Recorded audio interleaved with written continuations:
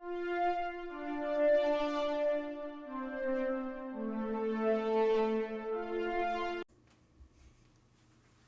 are happy to announce that this episode of the SWW Show is partially brought to you by Humble Bundle. Well, not really. We are part of the Humble Bundle referral program, and we just wanted to say that if you like really cheap games and maybe helping charity pending the Humble thing going on, all you have to do is go to humblebundle.com/partner equals SWW. That's right, humblebundle.com/partner equals SWW. And you just do your normal stuff, and it just kind of helps us get a couple bucks here and there. Maybe it helps AJ get his lights. Maybe it's Mike camera. Maybe we actually pay Corey for helping us out. But again, if you're going to go buy games anyway, it might be worth checking out. Hello, everyone, and welcome to episode number, Jesus Christ, I forgot to check before we started this. Clicked on the wrong folder. Clicked on the right folder. 55. It's episode number 55. We're getting close. By the end of by this time next year, we collect Social Security. Oh, easily. Just saying. Yeah. This is one of those fun with live ones, and at the same time, AJ wants to play mini golf. Yeah, we're playing mini golf because apparently my camera decided to shit the bed today. So, but we shall prevail, as always. Hey, cool. Alright, yeah. So we're here. We apologize for some audio, some video. I guess there's a video component. Yeah, there is, but not really. Hey. So yeah. Let's start with the notes then. This is gonna be really fun. AJ, it says here you've been playing the Jedi Survivor. I have beaten the Jedi Survivor. So tell us more. Or at least I've seen credits, I should say. Mm-hmm. That's the beaten, right? That counts as beaten, right? I mean, it's one of those games where, you know, it's got, hey, you can continue on your journey or whatever. You know, it's one of those games. Mm-hmm. Which is fine. I love games that do that open up the open worlds, because otherwise you feel like you're just kind of forced into trying to do everything all at once. So the obvious question, how do you feel comparatively to the last one? To Fallen Order? Mm-hmm. This has, if I'm remembering right, it has fewer planets. Really? Jedi Survivor, but there's like a home world that's absolutely massive. So, do you? Maybe tell me if this is too much of a spoiler. Do you go to new worlds or only worlds you know? This story, it starts on Coruscant. Okay. So like that's the one for Star Wars fans. They're gonna know that. Right, obviously. But other than that, I believe everything is new for the game. Okay. Is there any other new thoughts you have from last time? Has it kind of been the same, just more of the same? I mean, it's been the same. I can't remember if last episode I'd beaten it yet or not, but I don't think so. That's why I was asking. Yeah, a nice old one. And the final boss battle was an absolute bitch, but apparently there's a cheese for it that I didn't know about. And as of right now, the cheese is still in there. So, TBD on if they'll ever get rid of that cheese. Mm-hmm. Because I feel like for them, there's so many other issues right now. I'm trying to remember. Where did you play this? PC. Okay. So, I had a few times where the game crashed, like hard crashed. Mm-hmm. But other than that, it played pretty well. I was having frame rate issues, as I think everyone was, just through the kind of like recommended settings that it had set my game to. which is always an annoyance. But it's one of those things where those defaults obviously never work out Right. the way anyone wants. And so I said, okay, in that case, what I'll do is, like I turned off, I think ray tracing was the big one. And I turned off the stuff that I normally turn off, like ambient occlusion and film grain and all that stuff, just solely because I never use them, and I think they kind of film grain especially is a huge crutch. Also, that stuff can be distracting, honestly. Yeah, I mean that stuff's a huge crutch for developers right now, and as such, I think it kind of ruins the look of games, which is never fun. No one ever wants that, but yeah, I mean, like you look at, for instance, the some of the side battles or some of the side things that you can do, and like it's characters that like you fight a Rancor and you interact with Boba Fett, and surprise, surprise, Vader's in this game, which if you played the first one, he was in the first one, so it's not. That was like the big twist at the end of the first one, wasn't it? Yeah. Because I think people forget that Fallen Order takes place like 5 years after Order 66. So like it's a super young Vader. It's a super like young Empire. And then this is 5 years after Fallen Order. So it's it's one of the games or one of the properties at this point where it's exploring a time span that we at least didn't get a ton of experience in. Super rich for the taking.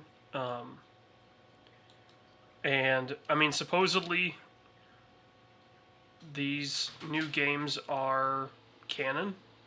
That's what I heard too, I thought. For the Star Wars universe, which is, I think, pretty cool because it gives... Which favorite games used to be until they did that reset. Like, that was a normal... Yeah, until the Disney reset, games were canon, which I think was always awesome. I think that's a good way to do it. Yeah. I can see where you get limitations, right? Because you get the, like, now it's this ever-expanding super hard for the average person to get dropped into stuff. Who are these people? Yeah, and I think maybe that's part of the problem, if you will, right? Like, the current Star Wars leadership, whatever that is almost too scared to rock the boat, let their property become anything other than what it was. And so, I mean, they just need to warm up to this stuff, right? Like, the last thing you would have wanted is, like, for example, if Force Unleashed was considered canon. Which it was. Well, yeah, until the Disney reset. Right. Like, having somebody with force powers that's strong enough to pull down a Star Destroyer. Right. That is absolutely insane. Especially, yeah, that's one of those you think, like, especially you have to explain how the movies never cared. Like, yeah, you have to kind of be able to explain too much. Yeah. Actually, I was waiting across the board. Okay. It's just, it's one of those games where I'm going to keep coming back to it because the New Game Plus stuff is pretty cool. And, that they do the thing that everyone wants, right? They give you the red lightsaber color for New Game Plus. Because who doesn't want to run around with a red lightsaber? everyone wants to do that. So it's cool that they do that. It's also cool that they've completely reduced their reliance on like traditional Star Wars bullshit. What do you mean? Because they get back to like what Star Wars was from the original trilogy, Right, where like lightsabers are a tool, right? Like, and you can be trained to use them better, but no one's limited. Right? You're not limited to, oh, you have to be a Jedi to use a lightsaber or a Sith. Right, because they did kind of show, yeah. Because I mean, obviously Han opens up the belly on Hoth to save Luke, but yeah. So I mean, it's a cool game. It does a lot of cool stuff. Do you think it's better than the first, or?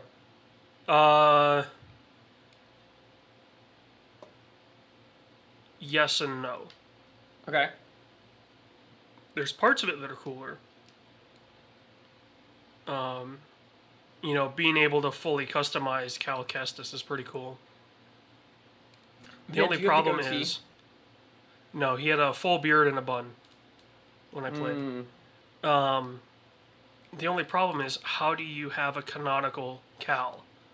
Right. Right? Like, if you're going to bring him into the movies, which is the rumblings I've been hearing too. Rumor is that he's going to be in the Daisy Ridley movie, the new Rey movie,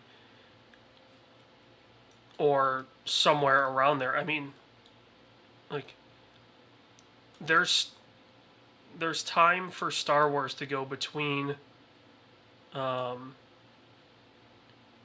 Revenge of the Jedi, or I mean, Revenge of the Sith and New Hope.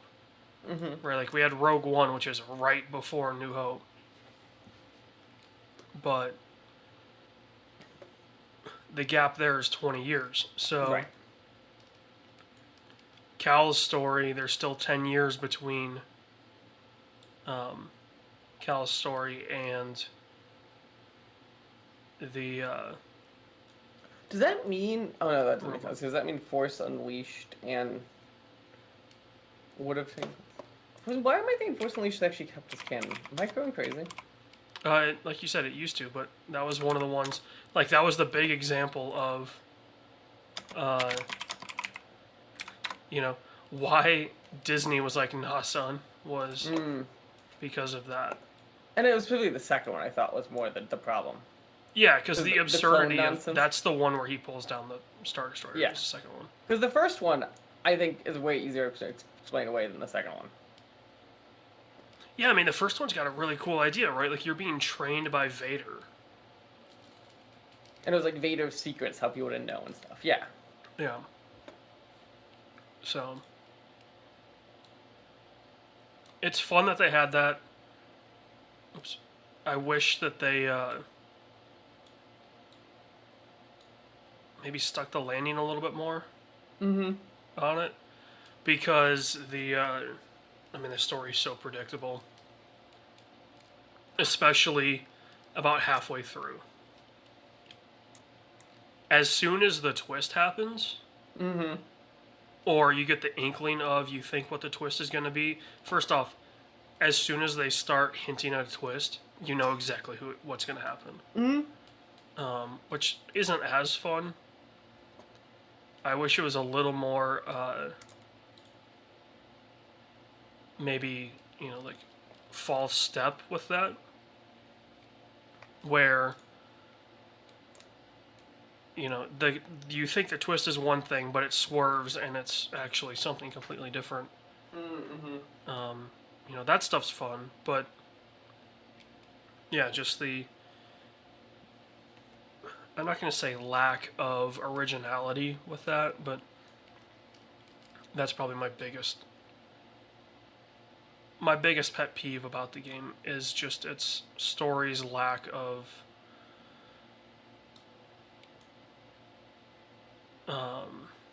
what's the right word? Like ambiguity.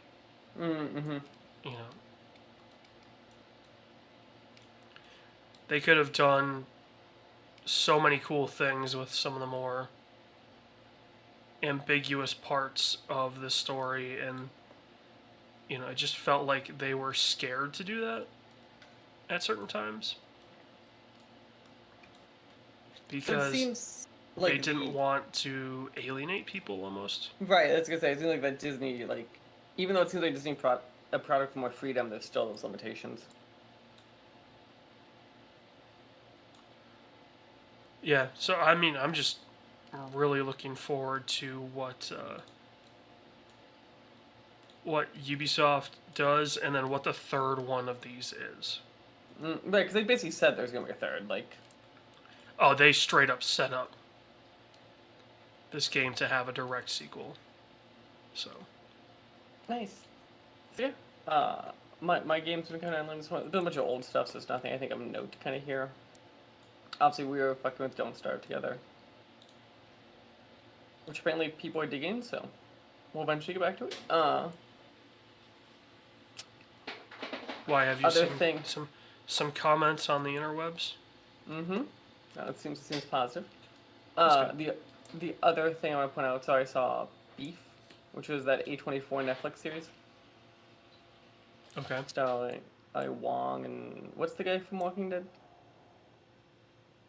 Glenn. Which one? Oh, yeah, I know who you're talking about, but Yeah. So it's literally starts with them basically getting road rage, and it turns into the chaos that follows. It's very A24. It'd be kind of my warning, but I think it's very good. Um, but I think there's very much a it's A24. I feel like uses a certain camera lens that just gets the pores on everyone, and that lighting that gives you anxiety. That's what this is. It's the Euphoria lighting and camera too. gotcha. So so Yeah, I so know what you mean. Like, yeah, it's the very specific A24. I don't know what it is they do, but they have a very specific look. Yeah. kind And of then the that other indie thing look. is Air, which you can now see on Prime Video because of Amazon. It's the thing about getting the Jordan line for Yeah. Nike. It's another one that I think is very good.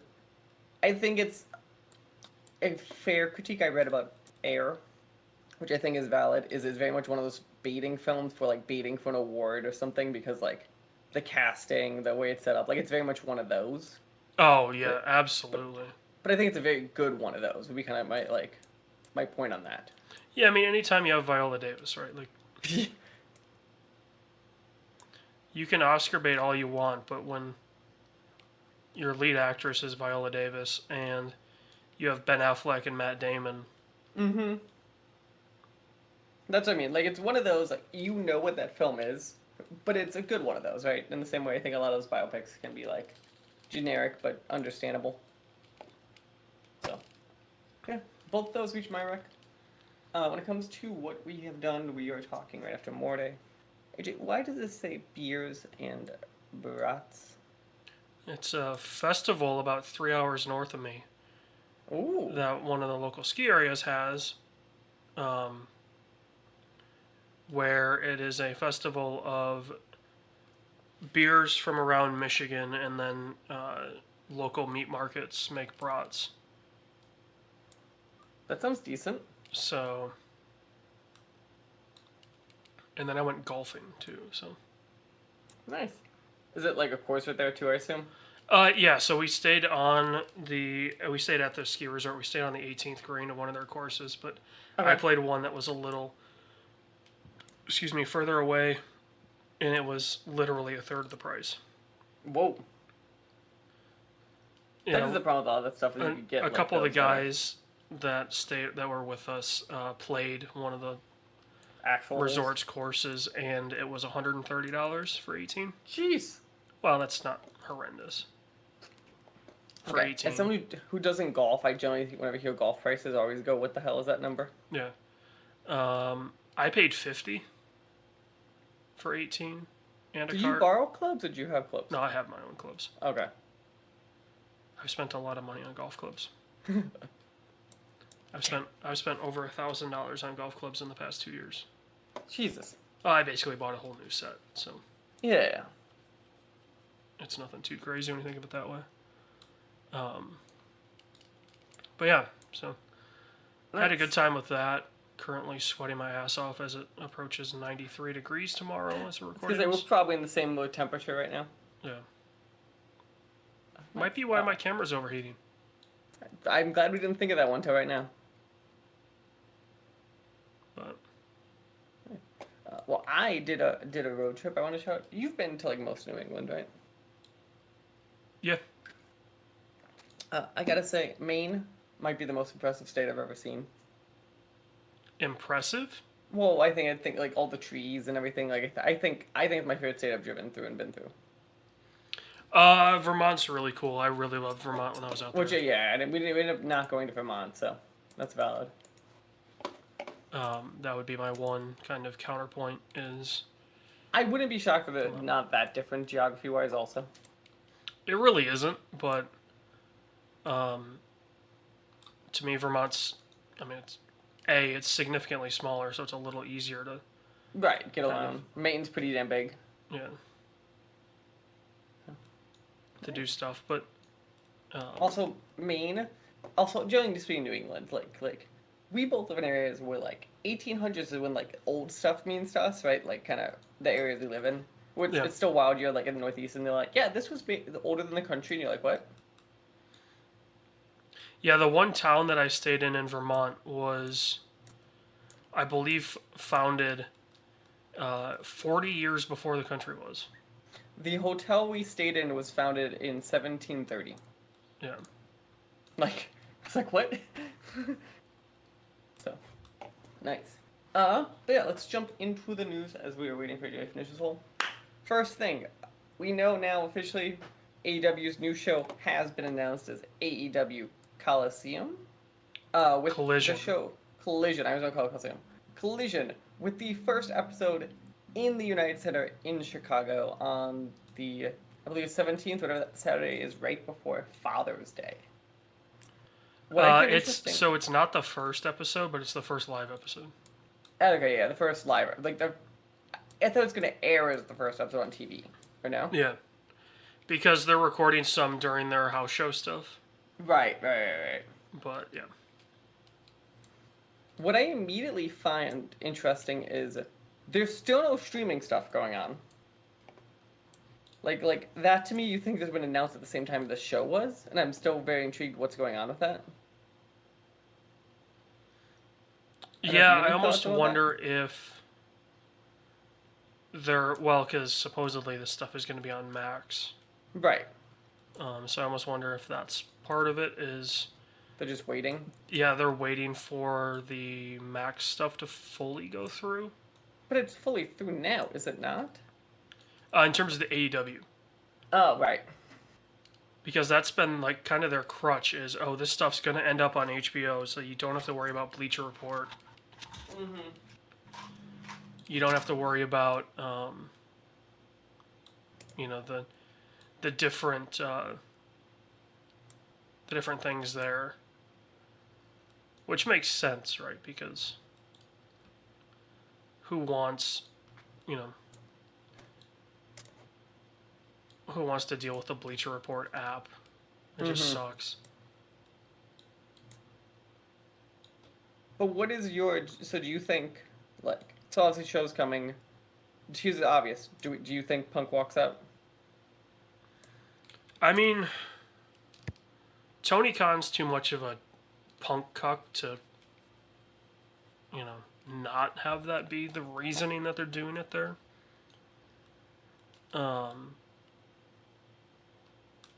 mean, it's AEW's major downfall, right? Is Tony Khan is such a fan of the business that it kind of clouds his judgment from time to time. Because, I mean, obviously it leads to amazing things like Forbidden Door. Obviously, Forbidden Door would never happen under Vince. Like, can safely say that. But, so that, Tony Khan wanted it to happen. The problem becomes Tony Khan wants to run everything as a fan, when in reality he needs to run it as a business. Mm-hmm.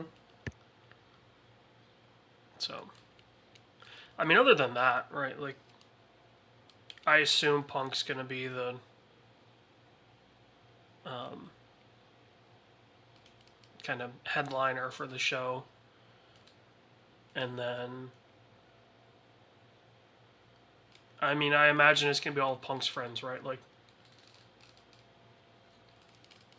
you gotta imagine FTR is gonna be, if not the tag team champ, if they have that for that show, they're gonna be definitely up there. Yeah, how do you think they're gonna handle belts? I would say my question becomes, that's so much wrestling. Like, you're now expecting AEW fans to watch 3 hours of Dynamite, 2 hours of Rampage, and I assume 2 hours of Collision. Wait. Rampage is only 1 hour, and Dynamite's only 2. You got that wrong. I thought they got bumped up. No. At least I didn't think they did.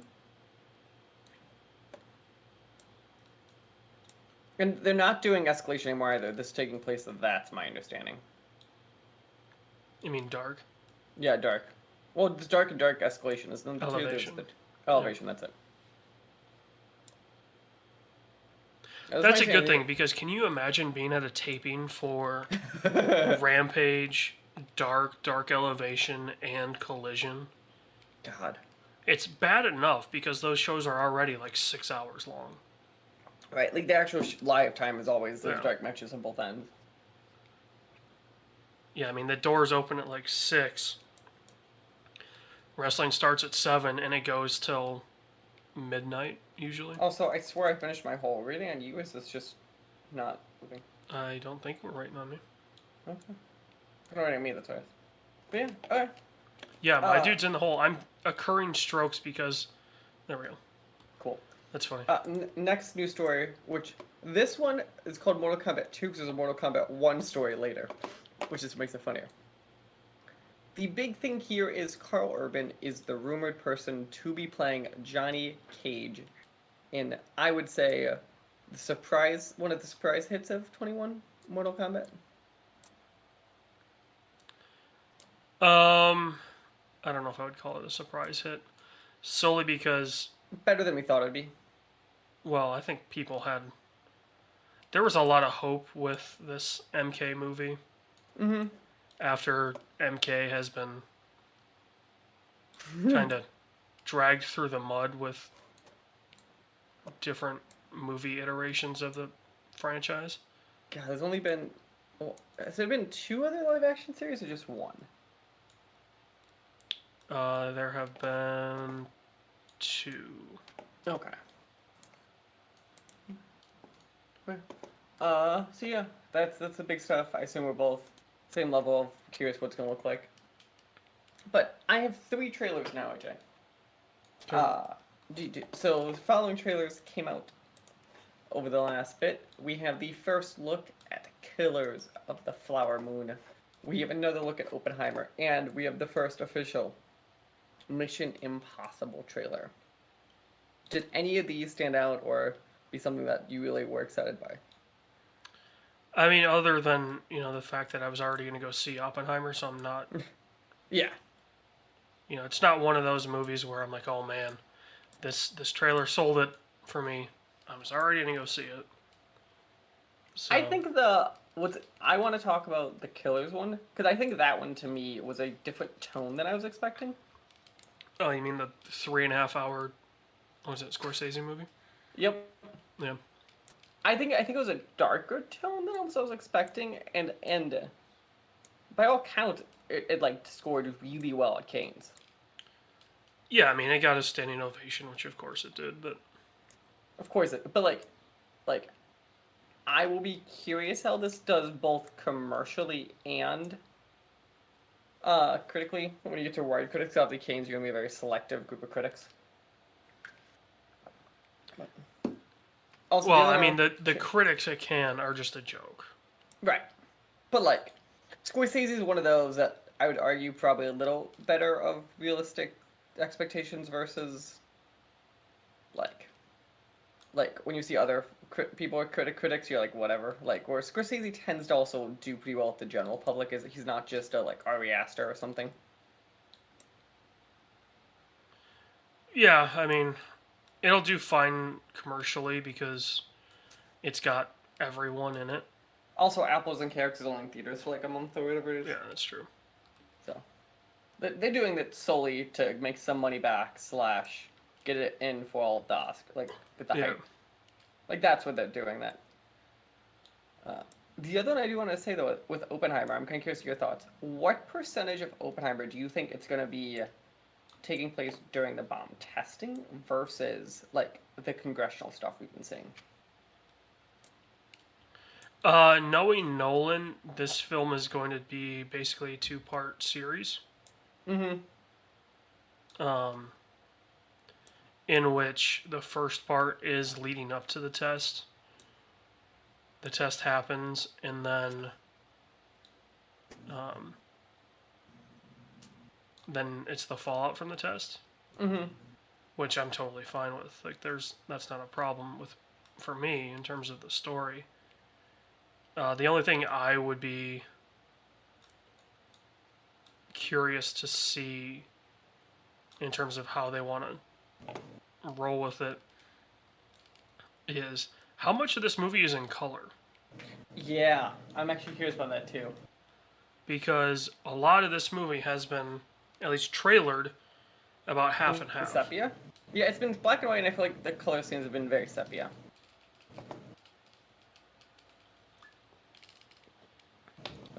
I mean, it's hard Yeah. to make the desert look good. Yeah, that's not. But I'm saying even like the face shots and stuff though too. Like I feel like still have been. But yeah, so that's kind of our film stuff. Jumping down to games again, not to confuse people with Mortal Kombat 2. Mortal Kombat 1, which is the reboot from NetherRealm's Mortal Kombat video game series, comes out very soon, later this year. Yeah. And I'm kind of curious. The thing that caught in my head is, what is your immediate thoughts on another reboot for the series? And what? And I'm assuming you saw the character leads that I saw. I was kind of curious any thoughts on that. I mean, here's the thing that people don't realize, right? Like, MK has rebooted itself probably. This is third. Well, this is the 12th game, so 4 times. Yeah. The most recent one is that 9 is kind of like that people point to as the last kind of. Yeah, 9 was the last reboot. Mm-hmm. Then you had X, 11, and then this. Right. Which I gotta say, the lead up to the marketing for this game made it so obvious that it was going to be a reboot. Yeah. You mean the 11 going to 1? Yeah, Clock. the clock.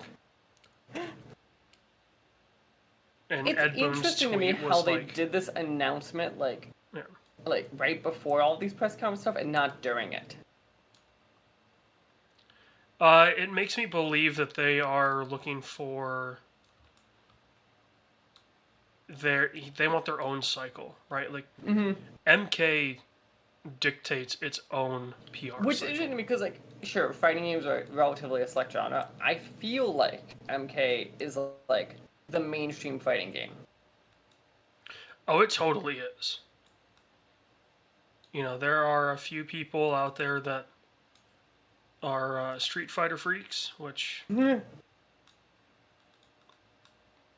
power to We them, I accept guess. you in society. You're not a furry, it's fine. I don't know. In some cases, I would rather deal Okay, with if a you're not. furry That's the if you're not. yeah. The if you're not. Yeah. But yeah, I mean, MK is MK, right? Like, it's not. Yeah. Let's be real. People don't play MK for the story. I think there was some cool lore stuff, but I will broadly agree with you. People just like to see what wacky shit Ed Boon comes up with. Yeah. Do we think this is Ed Boon's final Mortal Kombat? Or do you think he has another in him? That's actually a really good question. I don't know. Because, like, he's not super old, but, like, at a certain point, like, he has literally been on every team. Yeah, and I mean, you got to throw in two Injustices as well. So Mm-hmm. And that's the only time he worked on a different series in decades. yeah. Yeah, I'm just going to be very curious. Kind of, does he have one more? I think he either has this or one more. Like, I think that's kind of probably it. But Yeah, I mean, unless this one, he's been like just helping transition for too. Like, that's the stuff I'm kind of curious about. So getting to that kind of that age for him of like, does he transition off of being the face of these things at a certain point?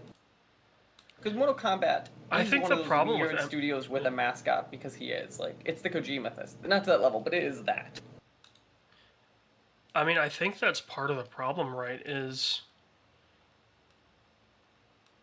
Ed Boon, and to a lesser extent, like a lot of these video game directors, right? Like Mm-hmm. have almost built up this cultist um, thing around them, Mm-hmm. and like a Kojima, right? Like Kojima is Kojima, right? Like Mm-hmm. the Metal Gear remake, people are asking, is Kojima attached to it? And people are decently upset that he isn't. I think people need to realize like that Obviously, he wasn't going to be. like that that relationship is beyond soured. impaired. So Yeah. So yeah, that's kind of it for that. We got some interestingly sad and bad news. So I'm just gonna kind of give the big recap stuff first, which is the bad news. So we know for a fact now PlayStation's had a few different layoffs. The first being that they have canceled the game with deviation, and that the rumblings are going on that basically they haven't fully scrapped, but they have pulled resources off of Last of Us factions. Uh, so it's interesting that Sony is now kind of not, and obviously I think it might have been last time we talked about how they closed um, the studio that made a Concrete Genie and Pixel Opus. So it's interesting to me how Sony is actively kind of scaling back some projects right now in a time you think they wouldn't need. It's not like economically it's like they need to. yeah, you almost wonder if the reason for these changes has been a almost realization of okay, um, the studios are way too big, and we can't keep making $200 million games. But like Pixel Opus though, like to me that was like their charge was to make this like not $200 million game was their charge. Correct. I almost wonder if they were failing at that, and I mean it's easy to make people hate a megacorp, right? Mm-hmm. So was that situation where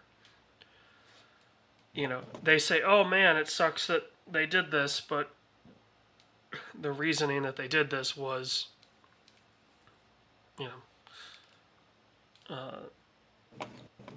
you need to bring home the bacon before we Right.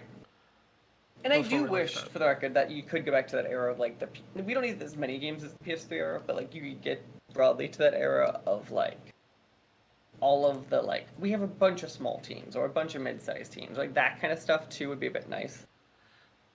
I just don't think the industry can deal with that. I think they can. I think you're not going to get as big a returns, and that's what they're not going to be happy about. Your ROI is going to be less. Yeah, absolutely. I mean, I think your risk will also be a lot less too, because you're risking less money too. yeah, you risk less money, but also, you know, I think the problem Sony has,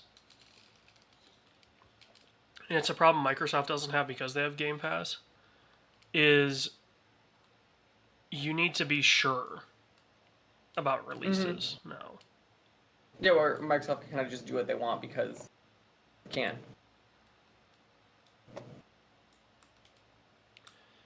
I think Sony would love the ability to just have a service that they can kind of dump games on.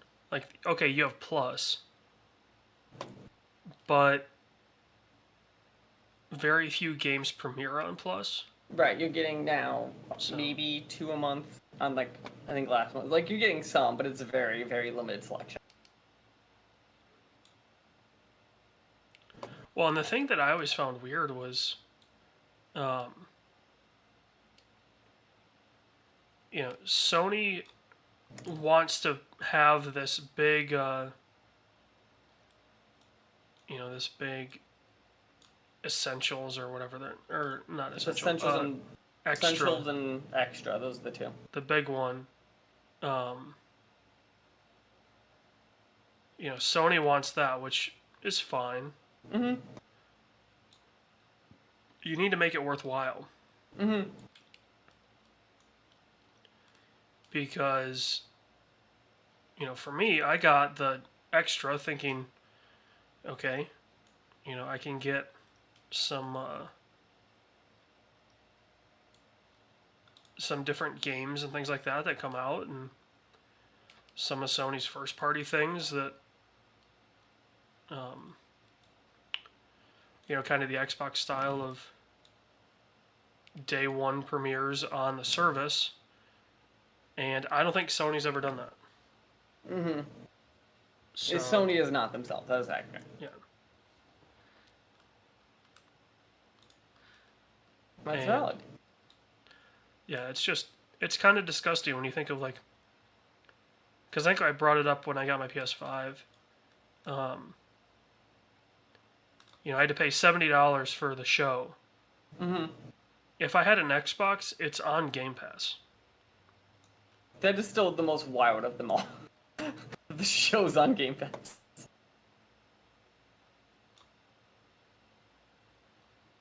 Which, yeah. I mean, you want an example of Sony screwing the bag. Your big cross-platform game is free on your competitor's platform. Quote-unquote free. Are you talking about Destiny? No, the show. Oh, okay. At this point, it's Destiny, though. Well, the thing there is, Destiny was multi-plat before Sony Oh, got yeah, it. no, totally was before, but I'm saying, that's their big... I bet you that is Sony's highest revenue driver, probably on a Oh, absolutely. long-term basis, at least. Without a question. But, I mean, the show was the reason people bought PlayStations in the States. Oh, 100%. So the fact that now people on Xbox can get it, and if they have Game Pass, they get it included day one, has got to make you feel kind of sour. Mm-hmm. I bet you, the rumor is still that the MLB basically made them do that. The MLB forced it to be on Xbox. And I think they might have guaranteed needed so much revenue, is probably where that deal came from, the Game Pass deal. It did not dictate that it needed to be on Game Pass. Interesting. So that was Microsoft's decision to kind of Try to convince them. maybe take the L on some of that stuff to gain market share. Because I mean, if you think about it, right, Game Pass now is the best thing for sports games people. Mm-hmm. Because it includes EA and Ubisoft. Right. So you're covered in all of the sports. So, EA's got all of theirs. The only one you don't have is basketball through 2K. Mm-hmm. And 2K, there's a reason 2K was the first developer outside of Sony to up their game prices. Mm-hmm. 2K doesn't care.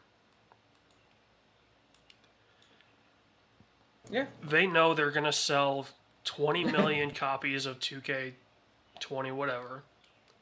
for $70, and then people are going to spend a shit ton of money on my team in the park and things like that. No, you're right. But keeping on the Sony track, I'm gonna run us through relatively fast stuff from their showcase. Big stuff. I think the biggest announcement was their PlayStation Q device, which Project Q, which will basically be a second screen experience that you can work to stream games over Wi-Fi. I'm kind of curious. Does this interest you at all? No. I Especially mean, it being only over Wi. Like, I wish there was something you could like stream it like over remote distances, where it seems like it seems like they were advertising as like on your network. yeah, I mean, this is just the Vita's remote play. Mm-hmm. But worse, because Vita could be in different Wi-Fi. I imagine this will be the same. Probably, yeah. I highly doubt that they're going to create something that's only available on your local network. I'll be Sony's smarter curious than if that. at a certain point this will actually be able to stream games, just because as that technology improves, I think it'd be insane for them to not prepare this device for that eventually. I mean, my PS5 streams PS3 games.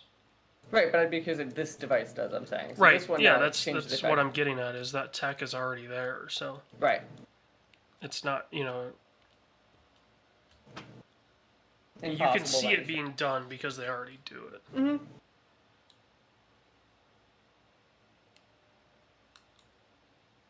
But yeah, that's that. The next story, obviously, I think, is the game announcement everyone was waiting for going into that, which is Metal Gear 3. So its official title is Metal Gear Solid Delta Snake Eater. What is your thoughts on this MGS3 remake? It's gonna look good. Do you think lack of Kojima effect sales? No, Or do you think enough people won't care? no. This is the game that if people know Metal Gear, it's this game, and maybe 5. Yeah. Metal Gear Solid 3 was a massive hit, and it's probably the craziest Metal Gear game ever. Mm-hmm. To be fair, it was literally describing languages as like a virus in 5, so. It's Yeah. gonna get craziest with me. Well, But in terms yeah, of gameplay, like no other Metal Gear game especially. no game does at this level. 3's level of insanity. You have to extract the bullets after you get shot because otherwise you'll keep bleeding. The camo system from 3, which never, I mean, it popped up in 4, but definitely not to the same extent. Other big stuff that was announced, by the way, was Marathon, which is Bungie's new extraction shooter coming out at some point. No, it's a remake. It's a using the same name as the original Marathon, but I'd be shocked how similar it actually will be. Just because like the era ran into that stuff, but we will see. The other stuff is we got both the first announcements for Fair Games, which is a game coming out, and Concord. So first from Haven and then from Firewalk Studios, which obviously are the new studios that Sony bought. The game that I think I'm most excited for in this list, maybe, is Helldivers 2 was officially announced and shown off, coming out later this year. And then finally, we also saw Spider-Man, even though somehow there's still no release date on it. I don't know if... It's still coming out this year, right? Yeah, I think September is what I've heard. It's interesting that there's still no date, though.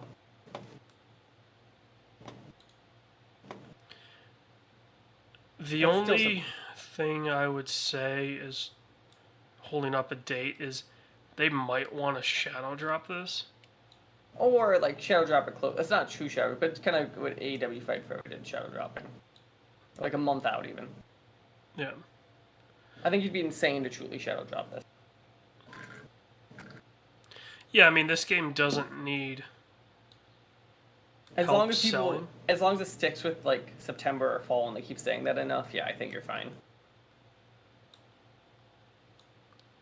But But yeah, that is all of the Sony Showcase stuff. We're gonna skip that one. I wanted to shout out because it's an Epic Game Store, and I just liked seeing how much AJ is so fun ways to vent. So they introduced Epic Rewards.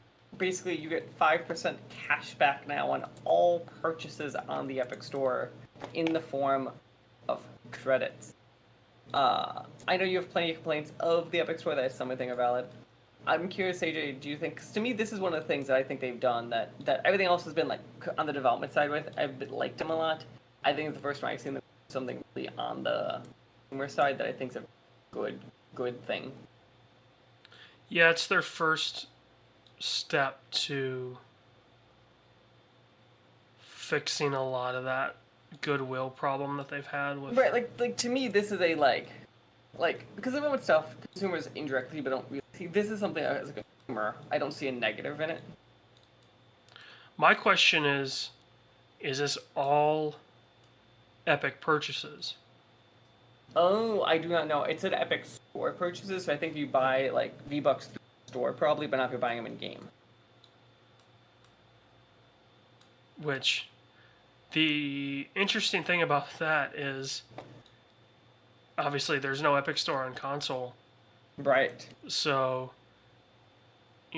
this sounds great for Fortnite players because, hey, you're going to get rewarded. But that's what they want too. Is they want people to start playing on their platform, which is because the way they get that revenue split. Well, but until Epic gets on consoles, that's Mm-hmm. you're alienating a large part of your audience with this program because they can't use it. So, Mm-hmm. Okay.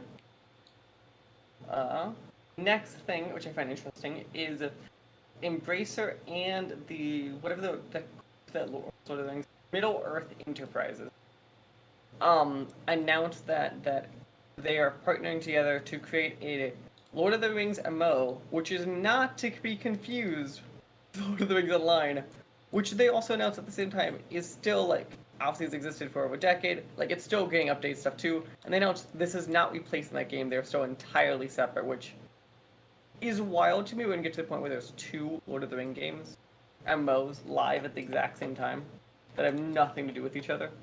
yeah.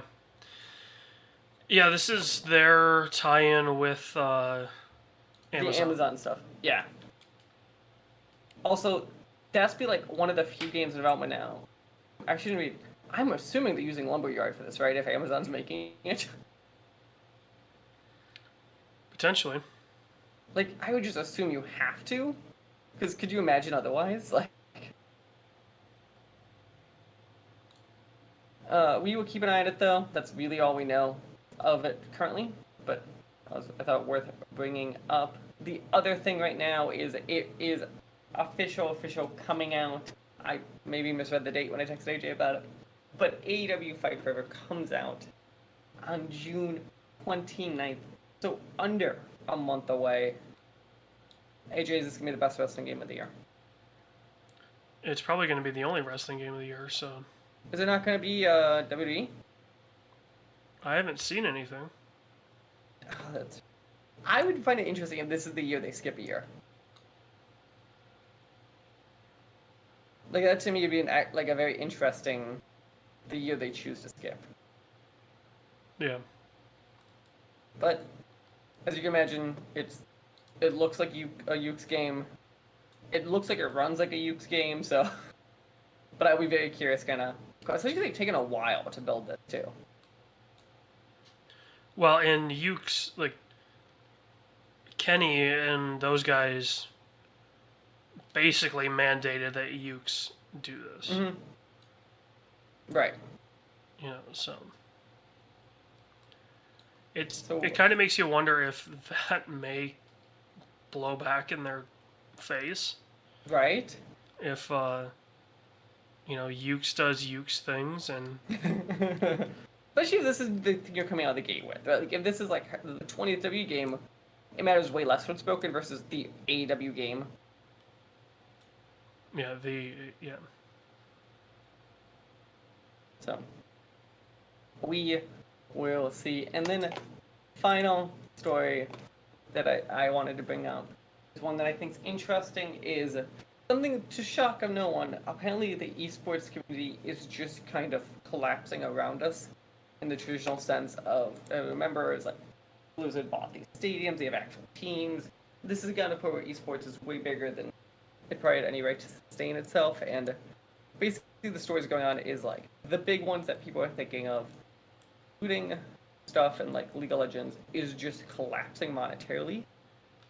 And I'm kind of curious, do you think there is, because my logic on this has always been there is a market for anything, and I thought esports market could be decently big, but I think it was one of those that everyone just kind of misread the room of how big it was, and I think it needs to shrink to like 1/10 or 1/20th the size it probably is from an economic point of view. Well, I think the biggest problem has been companies getting into esports to make money. Mm-hmm. Right. Charlie and Ludwig with Moist Moguls, they have been very transparent about, their org and how it doesn't make money Mm-hmm. and how it's solely for fun. Which, again, I think there's a line for like that. It's the same way I think, like, you could make money on this too. The issue is so much of it's not real money right now because there's so much of it floating around or investors that like it was such an inflated market, so it looked way more stable. Yeah. It's probably the story of tech over the last few years too, right? Like, when you have all this investor money floating around, it seems more sustainable because no one has to raise cash or be on cash crunches, or you don't see it at least. Yeah, you don't see what's really going on. Thanks to the hole in one. Yeah, no problem. Yeah, but that's really it. That's all the stuff, the big stuff that happened over the next few weeks. There's gonna be a lot more showcases, so I bet you the next one is gonna be giant. But that's what we got. Big stuff coming out. Even though this comes out at the same time. Street Fighter 6 comes out on the 2nd of the month, so like now it's out. Go check it out if you want to. Diablo comes out on the 6th. That's gonna be my jam. Final Fantasy also gonna be my jam on the 6th of June. AW Fight Forever on the 29th. AJ, are you picking it up or TBD? TBD, as usual. Armored Core comes out on the 25th. Goodbye Volcano High, by the way, got a release date on the 29th of August. Starfield still claims they're coming out September 6th, which is the rumors for Spider-Man somewhere in this window, by the way. And now we know Mortal Kombat 1 out on September 19th. That's it. That's all we got for the games. And then finally, what everyone's waiting for. This is a real month, AJ. It's all sequels. It's literally all sequels. Very established franchises. But I think there's actual discussion. I think there's an obvious winner, maybe. Here are the movies. Across the Spider-Verse. Transformers: Rise of the Beast. The Flash. And Indiana Jones: The Rise of Alzheimer's. What are your thoughts?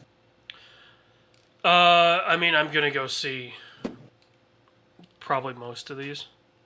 No, that's what makes it hard. So My objective answer is it should be between either The Flash or Spider-Verse.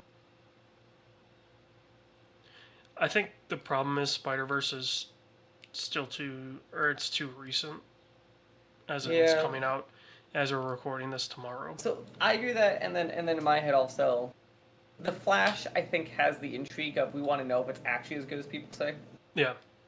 Like, I think to me, I would pick The Flash because we just want to know, right? Like, Yeah. is it good?